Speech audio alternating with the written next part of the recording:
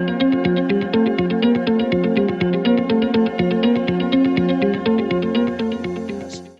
those of you that are joining us, welcome to Church Scattered. We're going to be hanging out for a little while talking. My name's Chris Bell.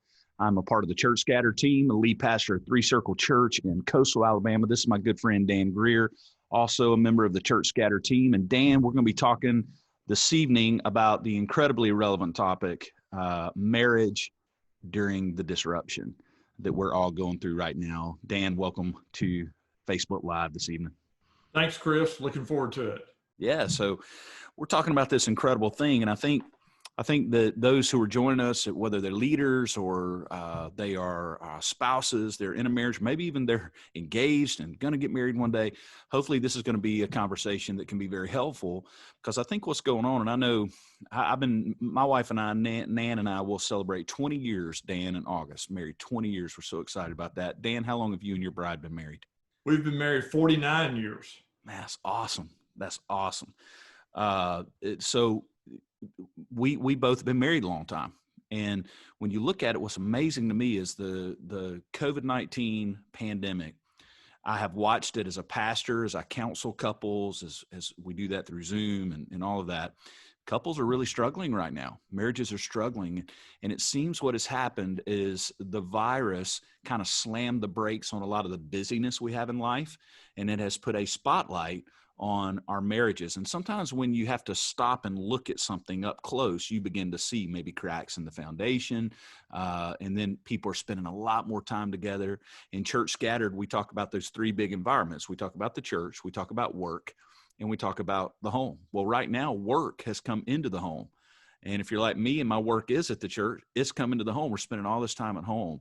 So I think what's happening is we're getting squeezed a little bit, but I think there's actually some positivity in that. I think maybe we needed to take a look under the hood of our marriages, and maybe God's going to do some great things in the middle of this. What do you think, Dan?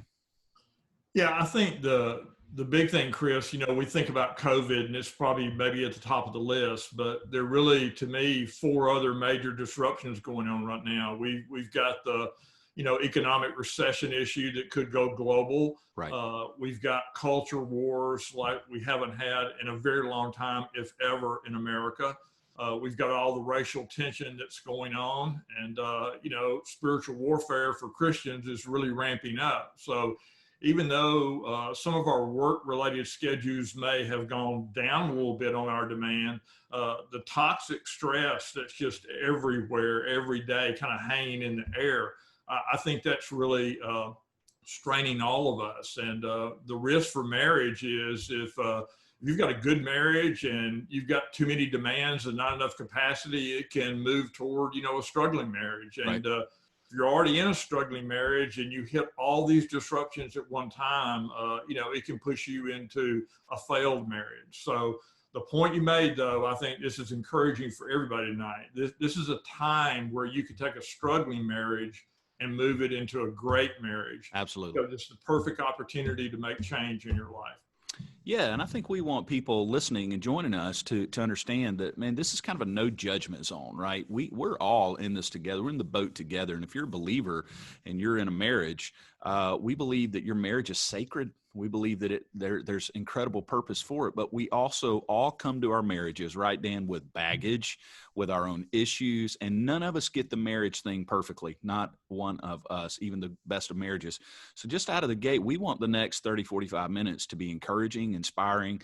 We're going to talk about some things, hopefully, that'll maybe put some tools in the hands of couples to move in that direction, Dan, wherever you are. So you may be sitting here going, I've already blown it. I've spent 4 months of the pandemic and it hadn't gone well at all. Okay, let's start there. Or maybe you're joining us and you're going, well, you know what? It's not been great, but it's not been so bad. Let's start wherever you are, but let's start moving the needle in the right direction. And I think for us at Church Scattered, what we would say is you got to go to the Word of God. We have to go back to truth to find out what this is supposed to be all about, especially, Dan, when we have so many voices more than ever coming into kind of our stream of consciousness. We have culture speaking in, we have Instagram, Facebook, Twitter, with tons of, and there's loud opinions out there about what a marriage should look like, what femininity should look like, what masculinity should look like, what it shouldn't look like. There's terms tossed around like toxic masculinity now. And so if I were a young couple today, if my wife and I were just getting married, I would think it would be overwhelming almost to go, where's the truth? So I would love for us to take a few moments and just dive into the Bible, what the Bible has to say about it, Dan. We go to the book of Ephesians, and it seems to me the book of Ephesians, you put it in the book, there's an incredible section in the book Church Scattered, just dropped on Amazon this month. You can pick it up there about marriage, but you dive into those Ephesians verses where it talks about the fact that men and women have this beautiful thing called marriage, but God has given us very specific roles, right? That we have roles to play in this story called marriage. And it's important that we understand that we have to understand that our personal love stories are not just ours. Once we become believers, our marriages become God's story as well. And I love how you talk about the gospel being kind of broadcast to the world through our marriages. What do you mean by that concept, Dan? Well, I think for whatever reason, the Father chose marriage to me as exhibit A for the gospel. It's the most important human relationship that we have. It's also the most challenging. But when you in Ephesians actually are told that our marriage relationship is compared to Christ's love for the church and for the church's willingness to follow Christ. And so for me as a husband, I've been challenged and commanded to unconditionally love my wife, and she's been challenged to respect and follow my leadership. And so when we biblically live out our marriages well, it should represent Christ to other people that see us in and out each and every day. And I think, that's really why, the spiritual warfare is so intense now, Chris, because traditional marriage has been attacked for a long time, but never like now. And I think the reason is, if you think about it, if marriage goes down, if you will, in the culture wars and the spiritual warfare, then the church is going to be hurt, both the gathered church and the scattered church. And when that gets wounded to some degree, like it has been the last 3 decades, then it won't be long before the gospel witness will be, hurt as well, because we'll kind of lose our value in the culture. Because if our marriages are failing at the same rate as people who don't know Christ, then there's really not we have to offer much at that point. So, and if that happens, then again, the whole idea of being on mission and reaching the world, that starts to deteriorate as well. So literally right at the top of the priority list for human relationships is the marriage. And the good news is, if it can work there, it can work anywhere else as well. Yeah, that's right. We think about the idea of really, the idea of Church Scattered is a surrendering of every area of our lives, really, not just in a pew or a chair on Sunday morning. And that includes our homes. And, when we talk about coming to Christ, we talk about the lordship of Jesus, and that means we have a king now. If we have a king, Dan, that means that no part of our lives just belong to us anymore. Like we've given all that over to Jesus, including our marriages. So I think a lot of people look at maybe those passages in Ephesians where these distinct roles are laid out for husbands and wives. And there's certainly the very controversial idea of submission and what does that look like, and the husband serving the wife and the respect between the two and all those things. But at the end of the day, the way we try to teach it at our church, and I think we're trying to do it with Church Scattered as well, is that this is God's story. It's kind of like when you watch a movie. If I were an actor, if George Clooney goes and joins up for a movie, he's agreeing to do what the producer and the writer want him to do. He doesn't get to write his own part. He's just going to play the part they told him to play. And he gladly does that if he agrees with a movie. And in a sense, the Christian marriage is one where we've had our roles written for us. And if it's God's story and we're really surrendering that part of our lives to him, we've got to go to him to go, okay, Lord God, what does this look like for us to have our marriage underneath your lordship? And if the world's going to see what that looks like, we have to play the roles he's given us to play. And that always helps me, because it's even if you don't like your role at times, and none of us do all the time, at the end of the day you go, but it's not my story, it's God's story. He's telling his story through our story. Yeah, I love to look at it in the context that, we've kind of been called, Chris, exactly what you said, to be the human expression of the divine reality. That's our calling, whether it's Right. in our marriage or our parenting or at work or wherever it might be. But if you think about that, that requires the supernatural power of God. I mean, it Man, requires, totally. love, joy, peace, patience. It requires gentleness, faithfulness, goodness, self-control, all those things. And so, for anyone to supernaturally love someone who really doesn't deserve it, Right. for anyone to respect someone who really hasn't earned it, that requires the power of God. Wow, that's a So powerful way to to, say to it. your point is we have been called by God and empowered by God to live a supernatural life. Well, where does that start? It starts in a marriage relationship. And for me, if God is in his number one priority slot in our Right. life and our marriage is number two, and you can begin to bear the fruit of the Spirit, you can begin to spiritually mature in your faith, starting in your marriage, then quite honestly, for me, everything else, the parenting, the work, all the other family relationships, they get Right. so much easier because you've got your number one and number two priorities in the right place. And it makes sense. I love how you said that. I've always thought about a triangle with God at the top and the husband and the wife at the bottom. And the closer they are to God, the closer they are to each other. But man, you invert that thing, you get God on the wrong side of that whole equation, and suddenly it just comes off the rails. And I think that's another point. The roles God's given us, the script he has written for the movie, if you will, of our marriages, the story, it's actually the one that brings the most joy. It's the one that makes the marriage last. It's the one that brings fulfillment in every area. And I do mean every area. I'm talking emotionally, I'm talking sexually and physically, every area.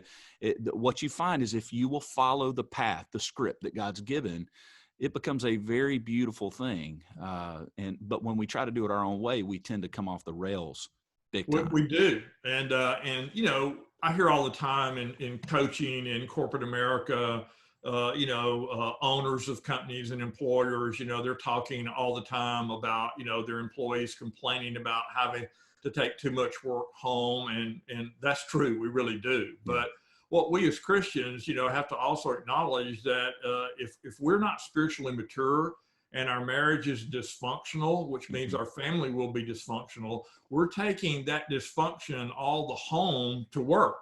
And so the very people that should be seeing the fruit of a biblical marriage played out in our life is really seeing the carryover from what is not working at home. And that's when life becomes very difficult, because if your number one and number two priorities are not in alignment, 3, 4, and 5 don't have a chance. And work at that particular point in time just really begins to start falling apart. But if you get the other two in their right place and you're able to sustain that, then again, everything else just gets so much easier. So what does that look like practically, Dan? I mean, again, a man who's been married for over 40 years, and I'm coming up on 20. What would we say to folks how does it look to make God first in the marriage? Because it's so easy to make it about your spouse. I mean, you love your spouse, and there's certainly a romanticism to that. There's the famous Tom Cruise movie in the 90s where he says, you complete me, you complete me. And it's like, well, we start putting this weight on our spouse to do things for us that only God was meant to do, right? I mean, here's the deal. I think God's created me to be a good husband, and my wife certainly is an awesome spouse, but we both make really bad gods. We can't hold up under the weight of that. So it seems like at times we've even allowed our culture, Dan, and the romantic side of it to put a weight on marriage it was never meant to carry. What are your thoughts on that? Yeah, I totally agree, Chris. And we have to be very careful that we look at the biblical prescription for what makes a great marriage. And where it all starts is we have to have the number one priority in our life, our relationship with the Father, and we have Yes. to assume responsibility for our own spiritual maturity. We have to totally surrender, as you said, to Christ's leadership over our life. We've got to model that relationship of Christ in the church. And, we just have a spiritual responsibility to do that. And one of the ways it works for me and kind of fleshes out is the Father designed us that there's a void in our life.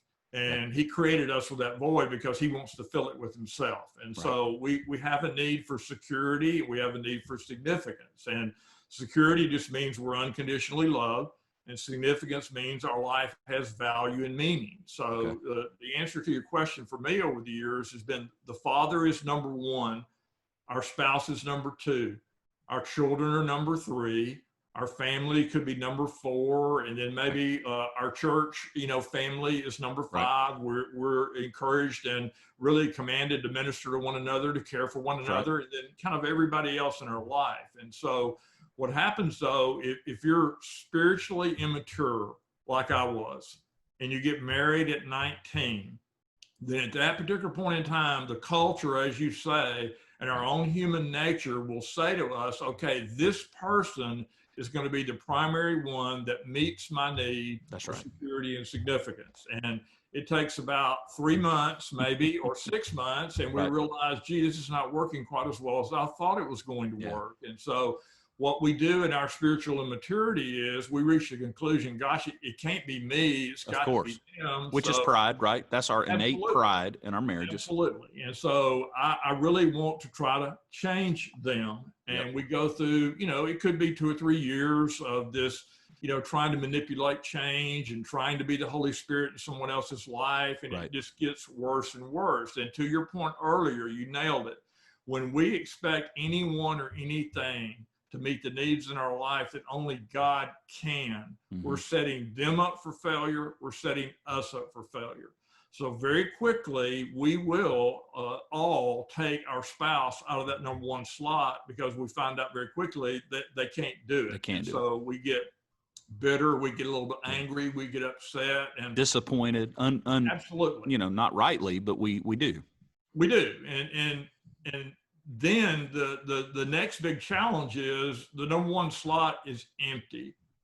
And so we're not spiritually mature. We've not owned our own spiritual maturity. We're not growing more on our own than we are through the ministry of others. So something or someone has got to go in that slot. And so we're Christians after all. So what do we look at? Well, what about our children?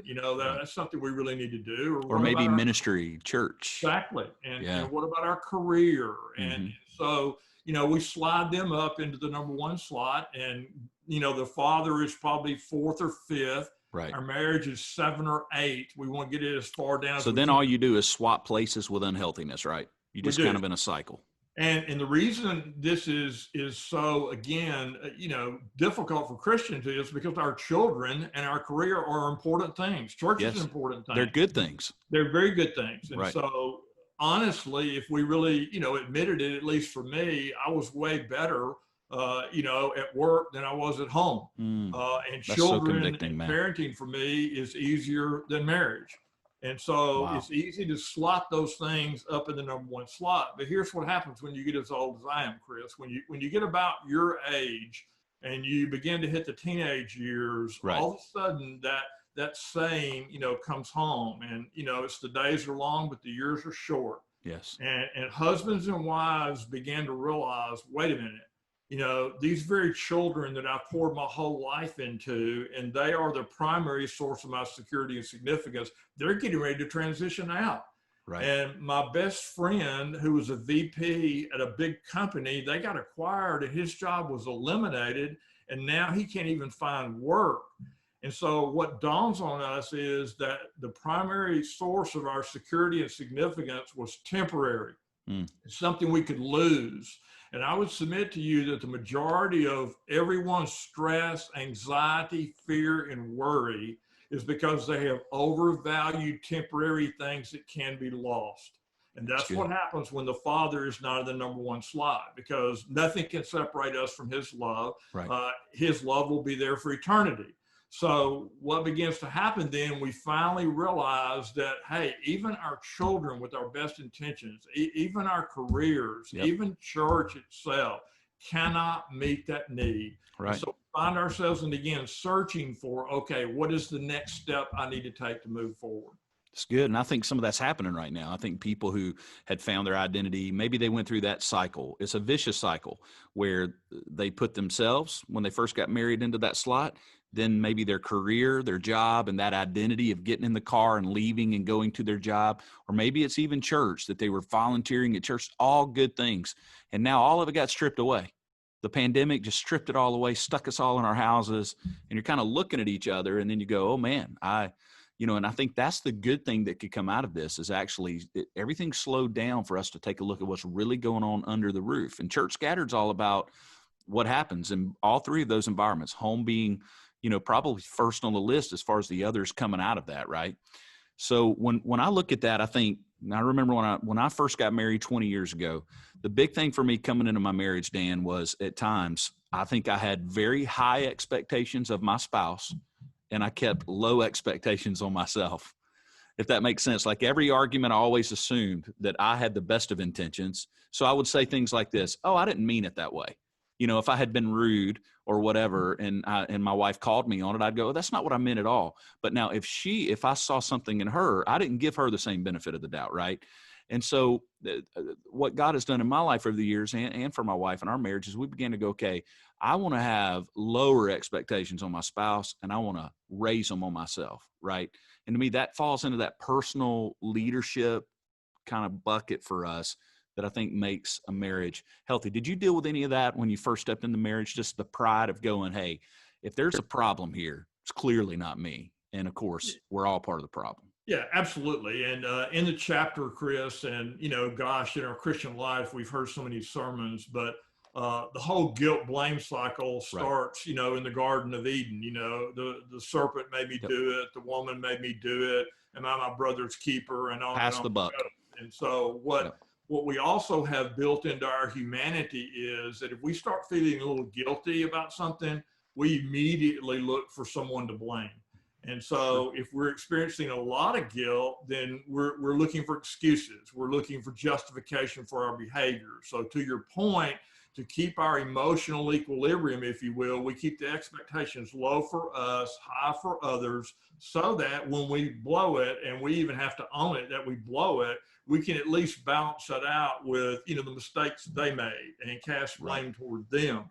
And that cycle just keeps going until spiritual maturity kicks in, because when you start growing in your faith, you realize that you've got to own your own, behavior, your own thought life, your own attitude.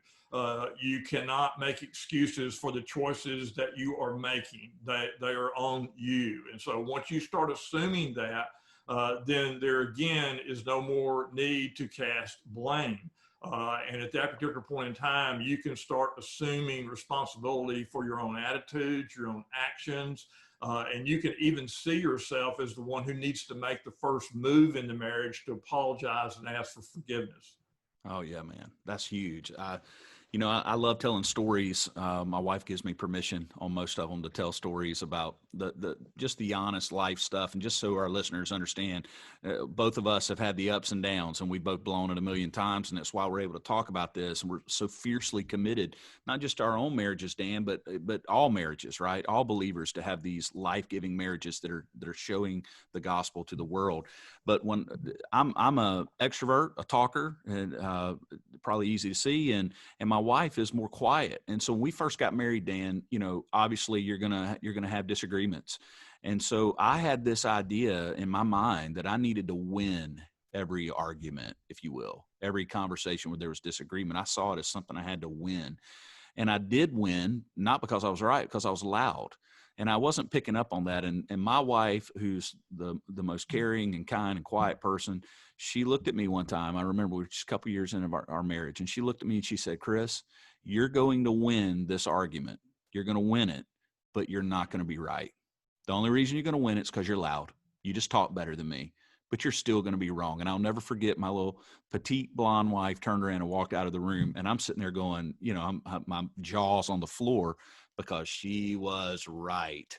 And so one thing I realized through my marriage, and you realize it again when you're in close quarters and everyone's on edge anyway, you realize that for you to win the argument means your spouse has to lose. And I figured out really fast that was a bad way to look at our interpersonal communication in our marriage, especially when you disagree. And you are going to disagree, or either you're not human, right? I mean, you're two different people. So learning how to, if you will, fight fair or disagree in a God-honoring way was something we had to work through, and really way more me than my wife. But I had to learn, if I'm going to win a battle, if I'm going to win an argument with my wife, it means I just made her the loser. That's never a good thing. No, it's not. And what you're really hitting on, Chris, is yes, marriage is to really be a gospel testimony. And that's how important it is. That's what's at stake here. But what we also miss so many times is that our marriage is the primary means that the Father matures us in our faith.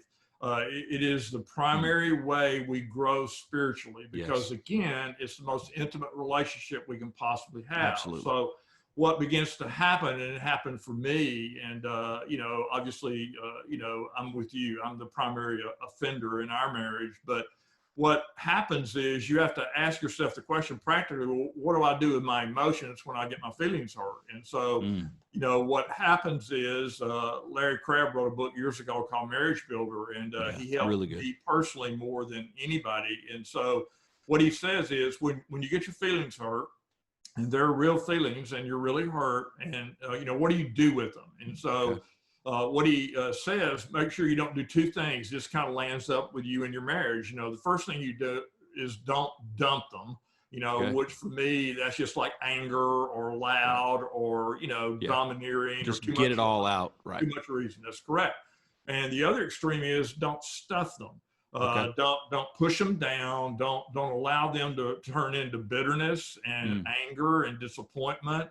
And so if you can't stuff them, or you shouldn't dump them, then what do you do? What do you do? Right. And so when I get involved in marriage counseling, I always try to move the conversation to this very subject. What do you do when you get your feelings hurt? And so people will, share their experiences of he's always angry and she's always quiet and shuts down. Right. We all go through this. And so what I say, let me offer a third option. Rather than stuffing or dumping, why don't you share? And they immediately think, well, I don't feel like talking to her right now. I said, no. I'm not asking you to share with her or with him because you're not at a good place right now to do that. That's good, man. I'm trying to create spiritual oneness here. So I said, what I want you to do is, I'm trying to get the Father in the number one slot. Right. So what I want you to do every time you get your feelings hurt, rather than stuffing and dumping, I want you to share, and I want you to share them with him. And then I take it to the ultimate level. I want you to share them raw. I want you to share them exactly like you just did. So no filter. No filter. No filter. If you cussed with her, you cussed with him. Wow. Tell him exactly how you feel about it. Exactly what you said about it. Okay. And everyone universally will look at me in shock and horror. Right. And they will literally say to me, I can't talk to him like that. Yep.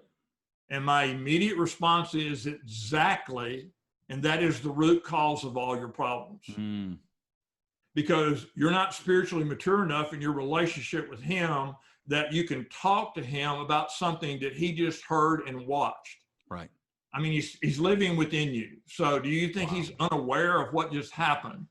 So what it says to me, if you can't share with him about it and pray with him about it exactly how you really feel and think, you don't trust him, or you think he's incompetent of helping you, worst of all, or he really doesn't care. And all those things are untrue about the Father. So what I began to do very slowly, and it takes years, man. Sure. I began to say to the Father, I'm really angry. I'm really upset. I'm really hurt. Right. I don't like it. It doesn't make sense. And then he would come back with this. Okay, I understand how you feel about it. I understand what you think about it. But what do you believe to be true about me? That's good. That's what I want to know. What do you believe getting us back to the truth. Let's get back to truth. It gets back to the truth, and it gets back to my relationship with him. Love it. And so what that does for me is a filter. It is a spiritual reset on my perspective about what's really important and what's not. And at that particular point in time, in a marriage relationship, if you grow in your spiritual maturity, you will get to the point that rather than dumping or rather than stuffing, you will share it raw with the Father because, again, you have a transparent, mature relationship with him. He already knows. Why would you not tell him? So he wants you, though, to talk to him, not her. Because if you talk to him, then he will talk to you and he will help you to reframe kind of what's going on. And the sad part for me, marriage, and you mentioned your marriage, and I think most are like yours and mine, is my strengths were intended to cover my wife's weaknesses. Yeah. Her strengths were intended to cover my weaknesses. When you're spiritually immature, you use your strengths to expose your spouse's weaknesses. Wow, that's so good, Dan. And that's when that toxic cycle just keeps going. And so the way to break that is to get the father back into his number one slot. And at that particular point in time, you could really begin to start growing spiritually. Man, and do we ever look more like Jesus than when we're covering each other? Rather, I mean, thank goodness Jesus didn't expose; He covered us right on the cross. Just the great, and again, there it is. There's the gospel being played out in our marriages. I love. I hope people were writing that down. That is powerful stuff right there.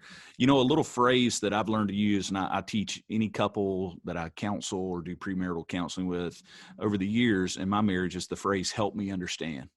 In our communication in our marriage, Nan and I use that phrase a lot. And here's why, because it admits a few things. Number one, it admits that I don't know everything. So when there's conflict in our marriage, to say, help me understand means, number one, I admit I've got an idea of what I think about this situation. I could be wrong, probably am wrong.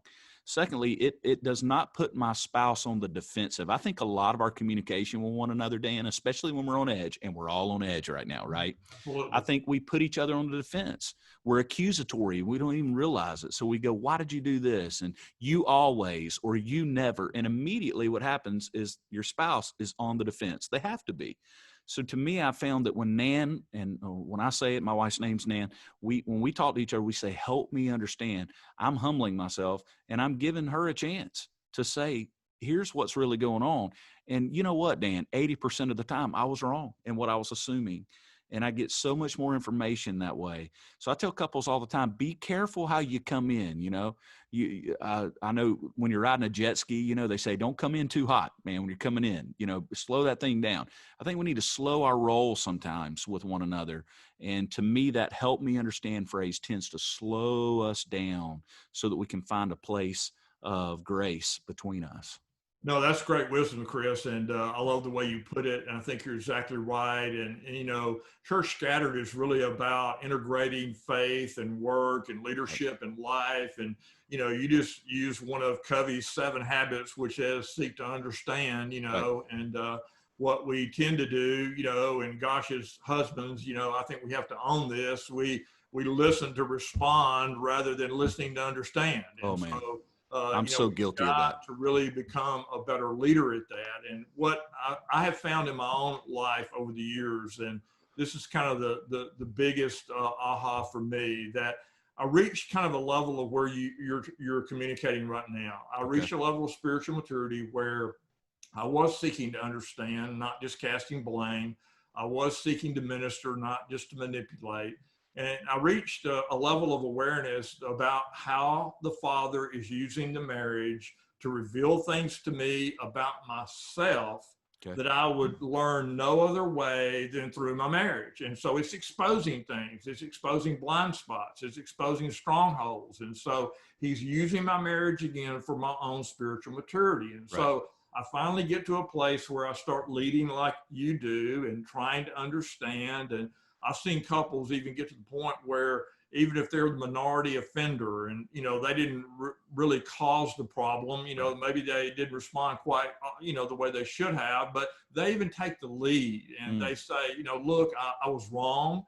I apologize. Will you forgive me? But the thing that cost me 5 years at least is I got to a point where I thought that if I own my mistake, if I apologize to my wife for my mistake and I ask her to forgive me for it, I'm good to go.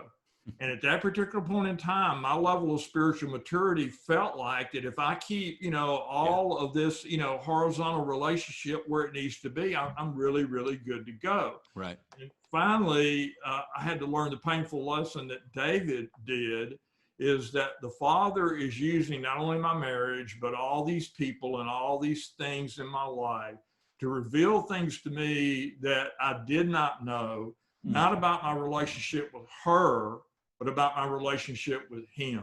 Wow. And so what that means is, wait a minute, I'm not done. I actually didn't even start the right way. I should have started with asking his forgiveness for my anger, not apologizing to her. Because the reality with him is I'm never a minority offender, because my anger with her is sin against him. And so when I share with him quickly, he reveals that to me, that I start with him, not her, because he's using her to help me understand him. And I love what you said about the movie and the roles we play or whatever. I kind of look at it this way. Our whole life story is one big drama. And it's a drama about our redemption and restoration to the Father. That's the plot. That's what the whole thing's about. Right. And so he uses all of life. Marriage is the primary important relationship, children, work, problems, people, sickness, all of it. He uses all of these things and all of these people, but they are secondary actors. There are only two major actors in this drama, the Father and myself. That's good. There always will be only two actors in this major drama. And after I leave this life and go to the next, it'll be a conversation I will have with the Father. And so my wife, my marriage, my children, my work, my relationships, my friends, they're all very important. They all play a secondary role in my security and significance. God gave them to me for that, and I'm so grateful. Yes. However, if we don't have him in the number one slot and our spouse in the number two slot, we're expecting all these other people and things to be God for us. And they can't. Again, to your point earlier, that will never work. Yeah, and you know what I have found? Including kids, friends, anything that I put too high or lofty or godlike expectation upon, I always come away disappointed. What a terrible thing to be unfairly disappointed with your spouse, since you're the one that put the expectations on them. But when, to your point, when God is first in the slot, when he is first, you can actually just love your wife then, which is what we're commanded to do. I can really enjoy how amazing my wife is when I stop trying to put expectations on her that weren't meant for her anyway. And so, and that includes my kids, my goodness, and friendships, and even career and ministry. Like nothing can take that number one slot. And we have to get that right. I think Jesus made the point scripturally: seek ye first the kingdom of God.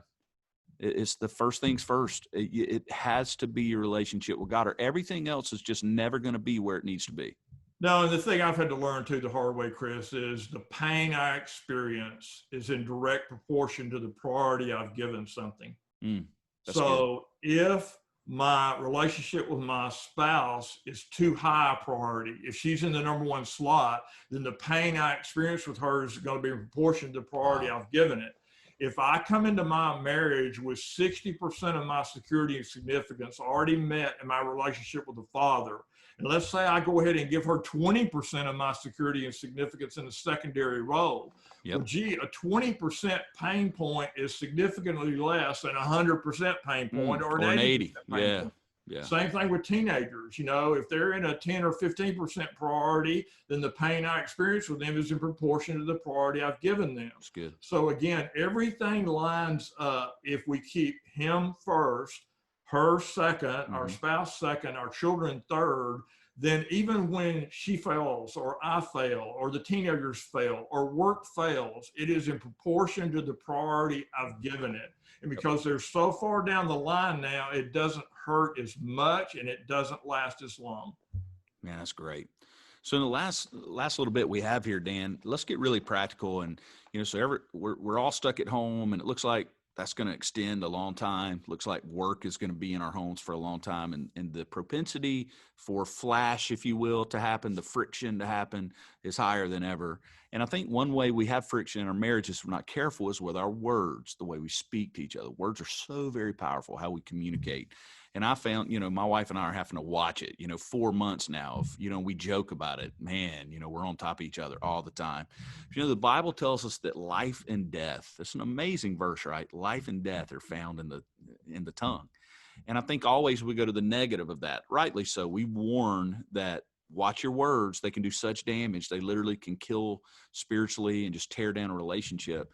But, I tend to like to flip that verse and go to the positive side, because that verse is just as much about the life-giving power of words. So I would love to ask you, 47 years, is that what you said? The marriage, 49. Dan? 49. Only give her credit for every one of them that she endured. Yeah. So for me, I have found active, intentional encouragement and praise within a marriage to be just an unbelievably powerful ingredient to marriage, to be intentionally encouraging, specifically encouraging. And that's what that verse says. It can give life or it can give death. And so I would just challenge the listeners. I'd love to hear your experience with this. While you're at home and you got all this time, to be intentional about guarding the death part of what we can do with our words, but also unleashing the power. I did marriage counseling once, Dan, for a couple who, man, they had spent so much money trying to fix their marriage. They had done they'd been all over the world, and the best trips you've ever heard of, cruises and Mediterranean this and that. They had flipped houses and just bought as much house as they could buy, great cars, got the boat, got everything, try to make it. Their marriage still wasn't working. And every time we would meet, they're just so mean to each other. Dan, they would just go at each other. And one day I told them, I said, guys, look, I'm about to save you guys so much money. I said, in fact, why don't you just send me and my wife on the next cruise y'all are going to buy? Because we'll actually enjoy it. And you guys just learn to be kind to each other. Just stop talking to each other the way you talk to each other. And it'll save you so much money. I really believe that was the core issue, the way they communicate with each other. So we found it to be true in our marriage, in our 20-year marriage. What about you with 49? Do you still find the power of words to be really important? They are. And again, knowing your spouse and knowing what is meaningful is important. Sometimes it can be words, sometimes it can be actions. But, the thing that we have to realize is that,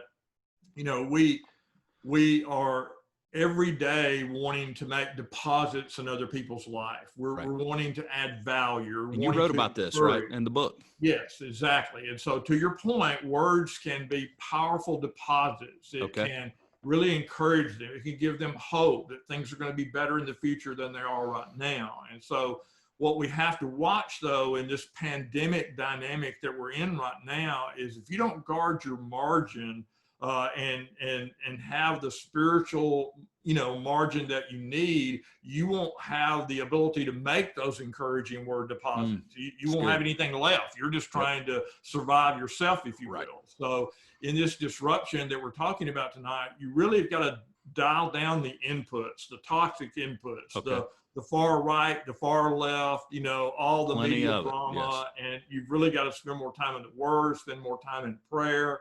And let's say that you get to the point, okay, I'm doing that. I'm dialing down the toxic inputs. I've got a little spiritual margin. Now, what am I going to do with it? Well, you do need to make deposits. You need to do things and say things that are encouraging for the other person.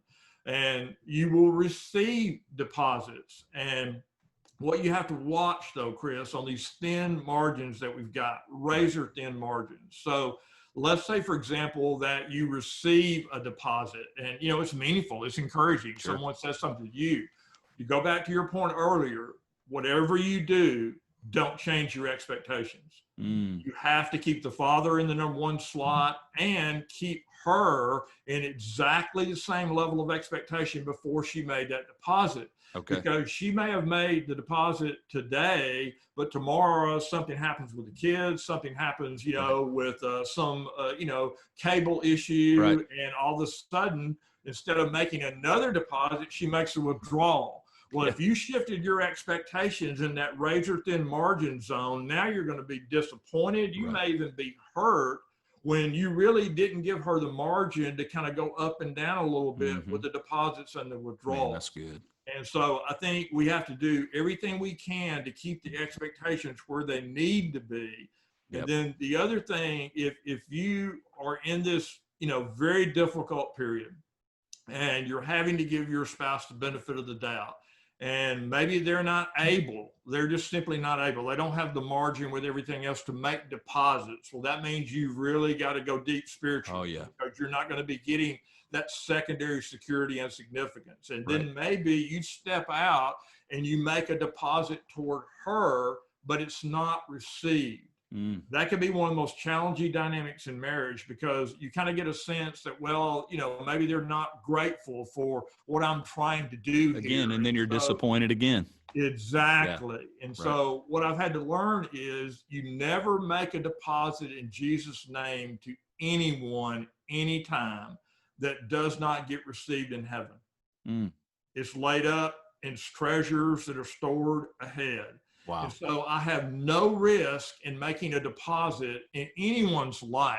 That's If good, they man. literally reject me at the grocery store and cuss me out for being a Christian, I didn't have a withdrawal there because the deposit was received.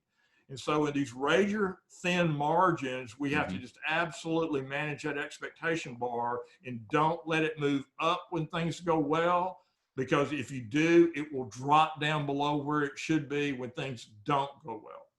Man, I love that. And I think that's a great place to kind of land the plane. We hope all of you that joined us this evening have found some treasure in what we put out there to help you in your marriage. I hope you leave encouraged. Hope we put a few tools in your hand with just our stories and what we believe. Church Scattered is a movement. It's a network that we have started to do just this, to help people flourish in their homes, their churches, and in their work. And this is what Christianity looks like in the 21st century. It's going to be challenging. The context is different than it's ever been, but we believe it's going to be some of the greatest times for the kingdom and the gospel in all of history. And we want to be a part of that. We want you to be a part of that. So, Dan, as we talk this evening, we probably got a lot of couples listening to this, a lot of spouses, and maybe they're going, hey, we would like to talk more. We'd like to continue this conversation.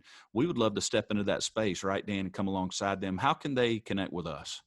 Well, the simplest way, Chris, and you and I have been working on this a very long time, and gosh, we're not here to quote, sell books, but the Right. reality is that we wrote the book so that it would be helpful to take content like this and get it in the hands of the most people possible. So I would encourage you, if something was beneficial tonight, this is chapter 8, and chapter 7 is about personal leadership and parenting in chapter 8. And so the book is on our website, churchscattered.com. It's on Amazon, but Right. Also we have a Facebook page that you can like, and that'll keep you aware of everything that we're doing.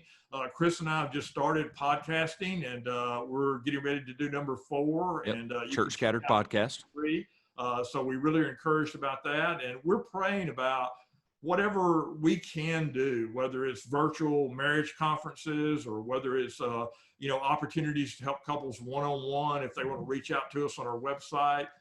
We just They want can to be do that at the available. website, right, Dan? They can come and reach us there. And all 4 of us as a team, various degrees of experience and age and marriage and parenting, but our heart is all the same. And it's about helping Christians. I mean, if you want to, boil down Church Scattered, is how you live your Christian life the other 6 days of the week. That's right. And obviously marriage and parenting and going to work is a huge part of that. So we're here to help. Hopefully those resources will let you plug in. Yeah, we hope so. So thank you guys for joining us. Be encouraged. There's a lot going on, but we believe that if you continue to follow Christ, man, the best is in front of you, not behind you. And in particular tonight, leave encouraged for your marriage. Come off of this Facebook Live and go and just begin to put some of this into practice. Take baby steps. It's not, everything doesn't change overnight. So just take the first step in the right direction.